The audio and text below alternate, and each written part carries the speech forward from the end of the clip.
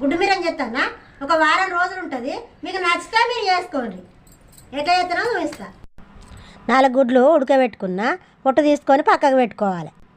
నీలము పక్కకు పెట్టాలి. తెల్ల గూగము మంచిగా చిన్నగా ఉంచుకోవాలి. ఇట్నే చిన్న చిన్న ముక్కలు చేసుకోవాలి. ఒక పావు నూనె పోసుకోవాలి. నూనె కాలినాక ఒక చిటికెడు పసుపు వేసుకోవాలి. తర్వాత కోడిగుడ్డు ముక్కలు వేసుకోవాలి. ఎర్రగా వేయించుకోవాలి. ఒక గిన్నెలకు తీసుకోవాలి. కొంచెం నూనె పోసుకోవాలి. ఒక చెంచా జీలకర్ర వేసుకోవాలి. ఎల్లిపాయలు అక్క ముక్క దంచుకుని ఎల్లిపాయలు వేసుకోవాలి. కొంచెం అల్లం వేసుకొని కలుపుకోవాలి. వేయించుకున్న కోడిగుడ్డు ముక్కలు ఇందులో వేసుకొని మంచిగా కలుపుకోవాలి. 2 చెంచాల కారం వేసుకోవాలి. 1 చెంచా ఉప్పు వేసుకోవాలి. ఇక ధనియాల పొడి చల్లుకోవాలి.